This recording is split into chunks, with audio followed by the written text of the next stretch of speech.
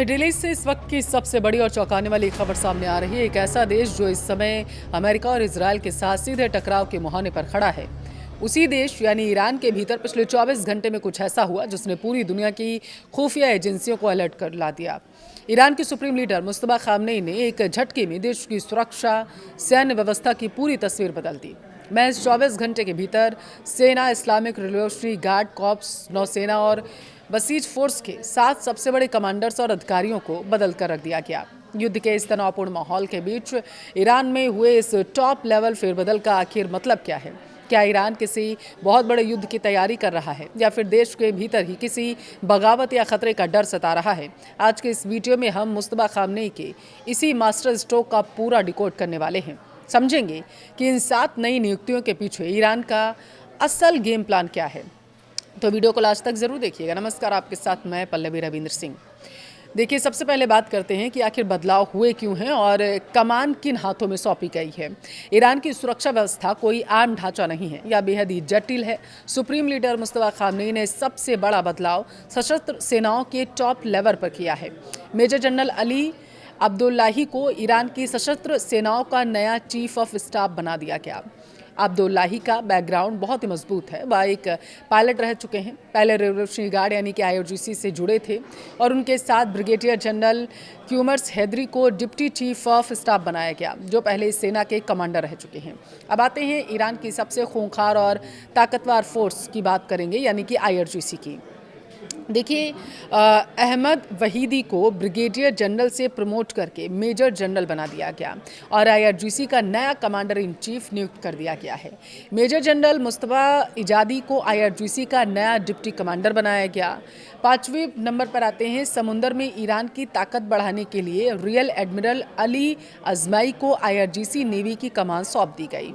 छठा बदलाव क्या है? देश के भीतर आंतरिक सुरक्षा और विरोध प्रदर्शनों को कुचलने वाली ताकतवर यूनिट बसीज रेजिडेंस फोर्स का प्रमुख जो है उन्हें बना दिया गया है वलूसमिलीन हुसैन ताइब को।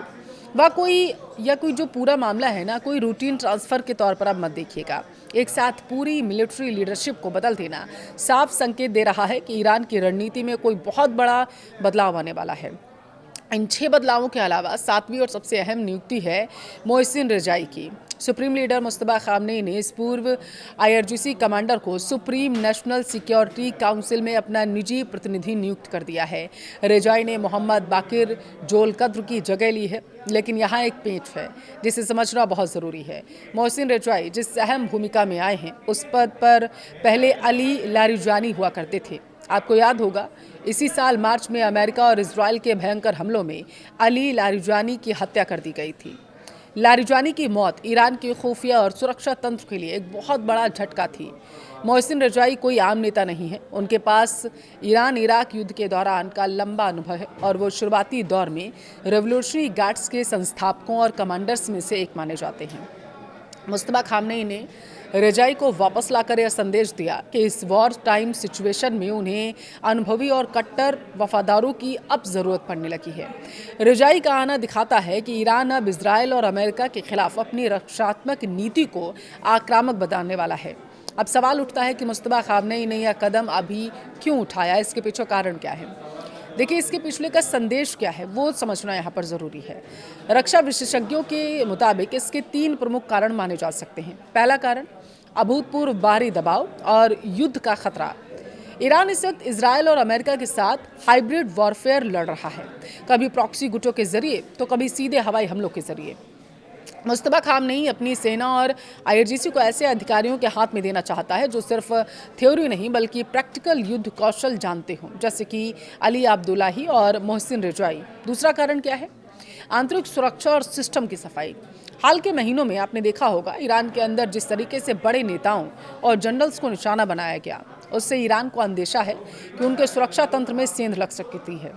नई नियुक्तियां और बसीज फोर्स में बदलाव इस वक्त का संदेश है कि ईरान अपने तंत्र को पूरी तरीके से फिल्टर और संगठित करना चाहता है ताकि किसी भी अंदरूनी या बाहरी खतरे को तुरंत ही खत्म किया जा सके। तीसरा कारण है कमांड पर सुप्रीम लीडर की मजबूत पकड़ होना। जब भी कोई नया नेता या लीडर सत्ता के शीर्ष पर होता है, वह अपनी खुद की एक वफादार कोर टीम बनाता है। मुस्तफा खामनेई यह सुनिश्चित कर रहे हैं कि ईरान का पूरा सैन्य ढांचा सीधे तौर पर उनके कंट्रोल में रहे।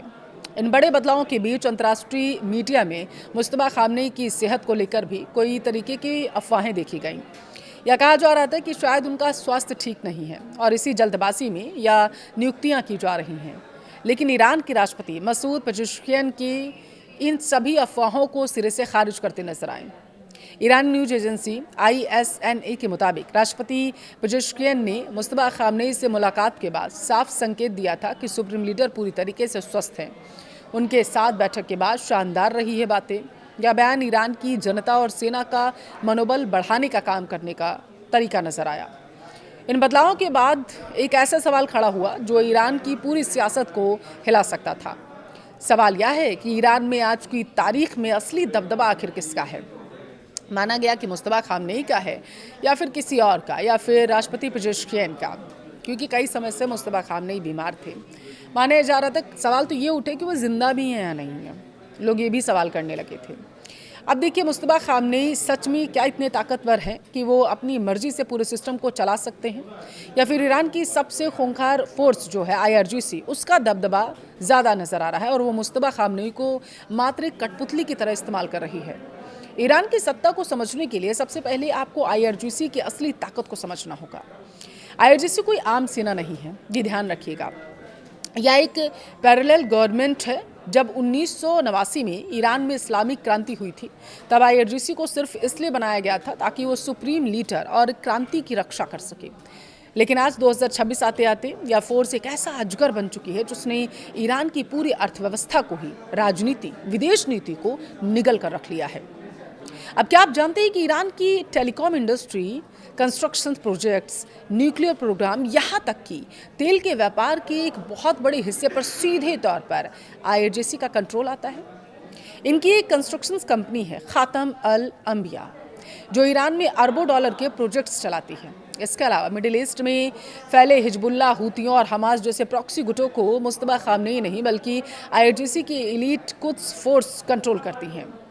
ऐसे में माना ये जा रहा है कि बहुत बड़े बदलाव हो सकते हैं। पूरा कंट्रोल तो IRGC के पास ही है।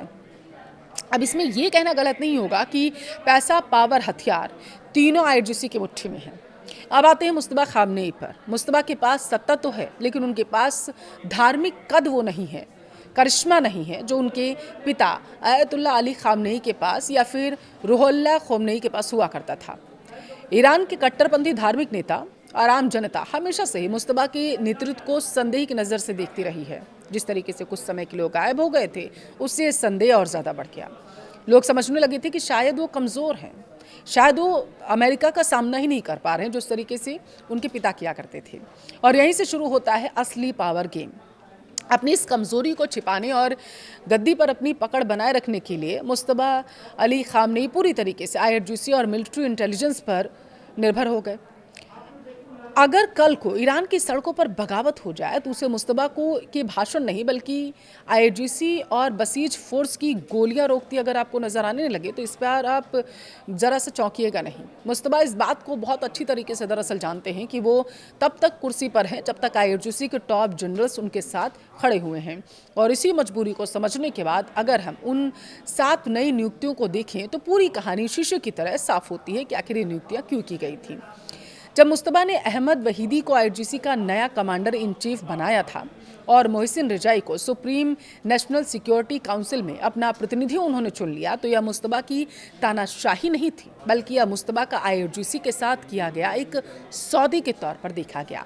ये वो नाम है जो IRGC के संस्थापकों में से एक है। मुस्तफा ने इन पुराने और खूंखार कमांडर्स को सत्ता के केंद्र में लाकर खड़ा कर दिया, IRGC को खुश करने की कोशिश की, संदेश दिया सरकार में आपकी हिस्सेदारी और बढ़ेगी, बस मेरी कुर्सी को कुछ नहीं होना चाहिए, सुरक्षित रहनी चाहिए, डगमगाने नहीं चाहिए इसके चारों पैर।